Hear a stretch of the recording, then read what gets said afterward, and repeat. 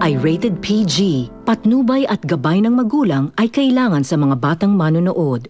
Simula na ng mga nakakaantig at kapanapanabik na eksena sa Kung Aagawin Mo ang Langit. Brought to you exclusively by Cremo.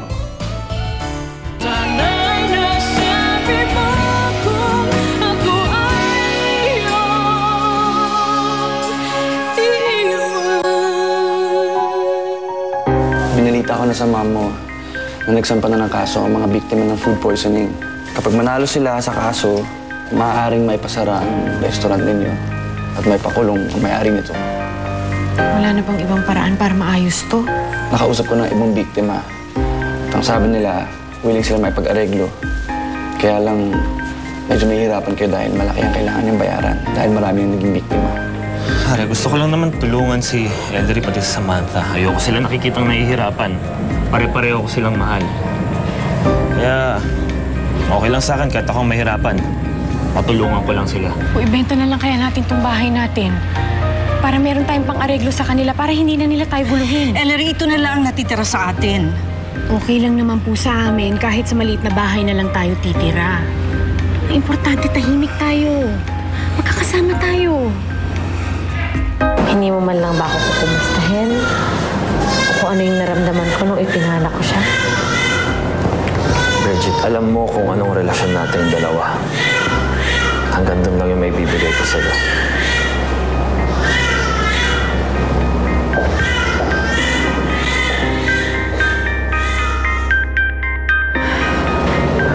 Alam ko naman kaya siya nagmamadaling umalis para puntahan si Ellery.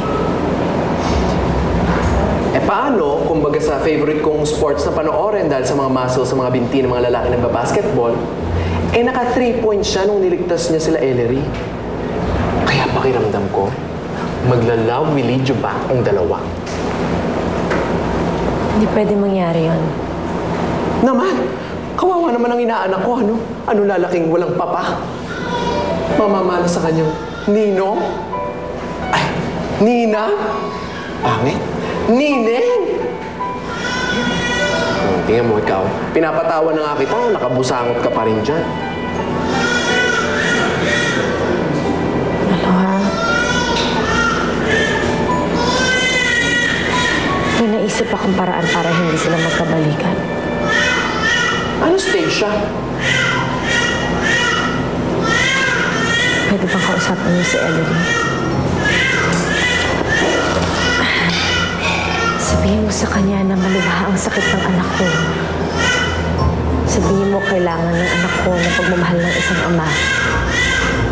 Sigurado akong makikinig sa'yo yan. Magdrama ka sa kanya. Mabilis naman maniwala si Ellery. Sige na, please. Hindi ba parang villainous naman yung dating ko noon? May sakit naman talaga yun ah. Pero sige, alang-alang sa inaanak ko, gagawin ko yan. Gagalingan ko na lang ang acting ko. Kaya handa mo na yung mga trophy, pang Oscars.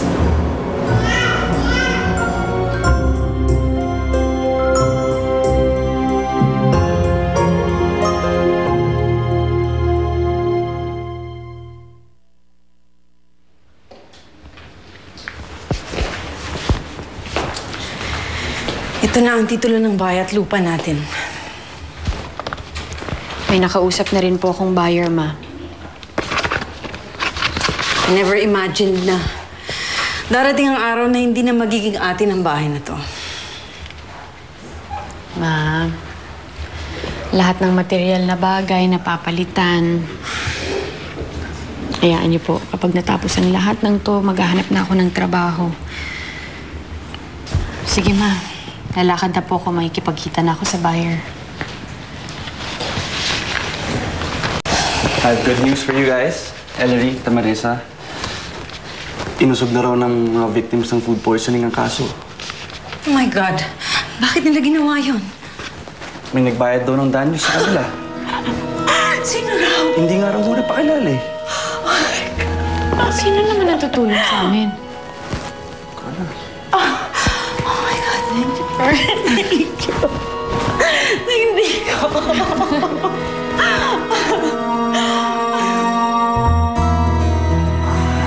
No, Nauna ko nang ibigay sa inyo yung titulo ng bahay at lupa.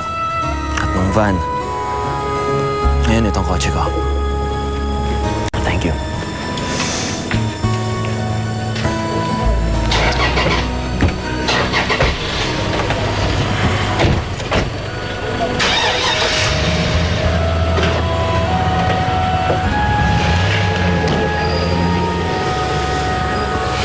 Pare, bakit naman pati yung auto?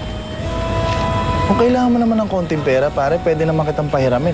O kaya pwede mo naman gamitin yung pera ng kumpanya. Pare, alam mo namang in bad shape ang kumpanya ngayon, di ba? Wala rin pumapasok na revenues. Tsaka sa payaw, nakitang idamay pa dito sa problema ko. Oo nga pala, yung pinapaasikaso ko sa'yo, kamusta? Okay na. Nabayaran ko na yung mga biktima ng food poisoning sa restaurant nila Ellery. Kaya wala ng problema. Mabuti naman.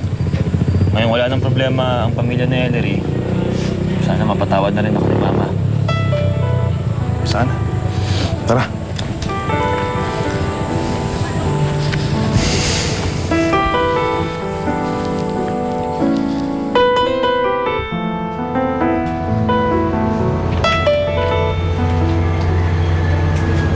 Ano ginagawa mo dito?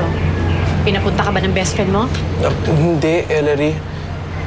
Akong nagkusang pumunta rito para makausap ka sana. Anong kailangan mo sa akin? Naaawa na kasi ako dun sa anak ni Bridget. Sobrang lubha ng sakit niya. Kailangang operahan. Ellery, baby yun eh. Si Bridget nga, nangihina na rin kasi hindi na siya kumakain. Hindi na rin siya natutulog kay isip na sa bata. Ellery, parang awa mo na. Kailangan nila ng isang ama. Ibigay mo na sa kanila si Jonas, Ellery. Parang awa mo na. Bakit hindi si Jonas ang kausapin mo? Hindi ko hawak ang damdamin niya. At isa pa, kilala ko na kayong mag-best friend. Pareho kayong may lahing artista. Umalis ka na.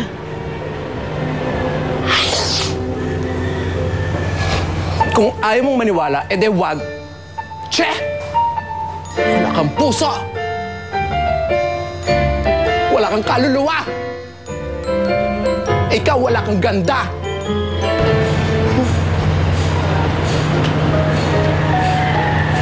Eh di lumabas na ng tunay niyang ugali.